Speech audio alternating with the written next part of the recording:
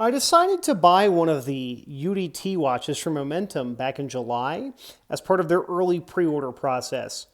I got this in back on Friday of last week, I think that's the 13th, good old Friday the 13th, and I wanted to show a little bit of footage here of this watch and to give my opinion so far.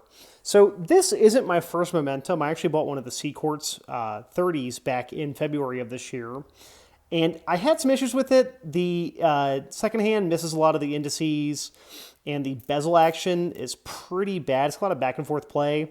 However, I generally like this watch. Now, the UDT is cool. I'm a fan of Anti-Digi. I'm actually wearing one of my other Anti-Digis right now. So I decided to go for this. At the pre-order price, I want to say it was about $270, and I've had mine for a little under a week. So I wanted to show how it was so far. This is by no means a review of any sort, but more so kind of like a first impressions plus a little bit of time. So I have worn this every day. I actually pulled it off today to throw this Ernie on, so I still have a watch on while I'm recording footage.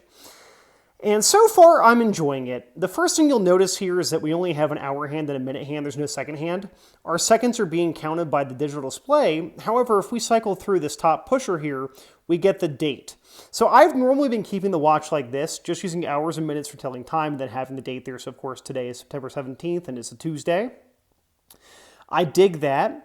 Now, it's a little interesting to actually use this watch after using the Arnie for the last 3 months here. To cycle through settings, if we just press the top pusher, it's just going to cycle between date and then the time. So while we're on the date setting, if we come down here, unscrew the bottom pusher, unscrew the middle pusher, we then can cycle through modes. You don't have to unscrew the bottom pusher to cycle through modes, but you need that for actually setting a lot of the modes. From here, we have our second time zone. One thing that might throw you off, you have to manually set the second time zone. It does not slave to your first time zone. I believe that they did this in case you were worried about like the 30-minute time zones that are in the Pacific Ocean. I'm not a huge fan of how they did it for this, but it's not the worst thing. From here, we cycle again. We have our, I believe this is it's the alarm. I'm not going to have that on because I don't want to have it going off at midnight. Cycle again here, we have a stopwatch. I don't know if that came through, but we actually have a beep. I'm going to pull the watch up to my microphone here, and I don't know if that's coming through, but there's a beep here. To reset it, we have to pause it with the top pusher and then press in the bottom one and hold it for, I think it's like 3 seconds. Yep, like 3 or 4 seconds. Push again, and then we're back to the time. You can see a little alarm there. I think I may have still kept the alarm on for the sound for the alarm itself, so I'll have to get rid of that, but it's whatever. Form factor is pretty thin. It's just under 12 millimeters. Again, compared to the Arnie, where this thing's like 15. This feels a lot more svelte. The black PVD, I think it looks pretty good, and it feels pretty good on the wrist. I have it on the factory OEM Tropic. I'm a big Tropic fan. Again, you can see I have the Arnie on there, and then I've got one of the kind of more thin Tropics on the C-Quartz 30. It's nice. The bezel action, quite smooth. A little bit of backplay, but nothing bad. We'll pull it up to the microphone here. Again, sounds great. And yeah, just generally pretty good. I like the dial. It's hard to see in video, but you can actually see the segments of the solar panel. It looks really cool out in sunlight. I also like with the pushers is when you screw them down to lock them in, we're actually screwing down. On the Arnie, it's opposite, where the buttons, when they're exposed, like the button middle pusher part is out.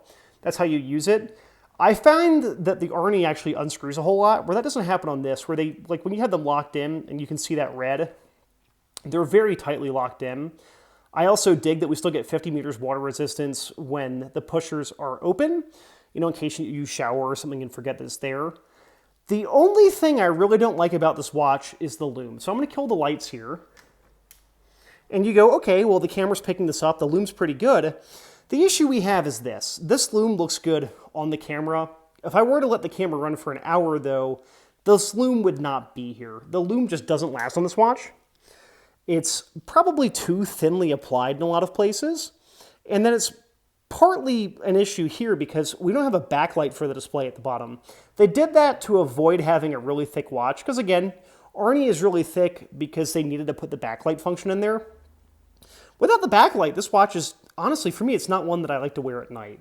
I'm a weirdo that does wear a watch during the nighttime, and this is not one that I've been choosing to wear. And it's kind of baffling to me because the Lume paint on this is really just not very good.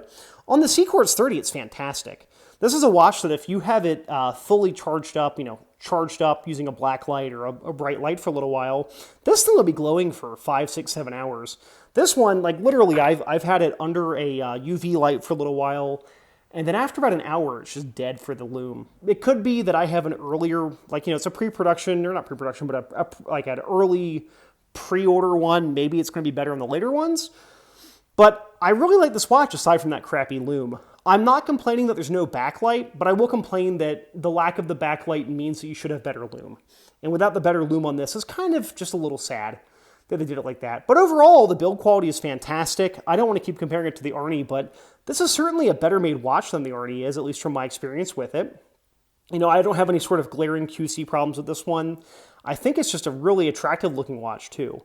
Obviously that's subjective, but I dig the look of the anti-digi display. This easily has the biggest, most legible anti-digi display that I've used so far.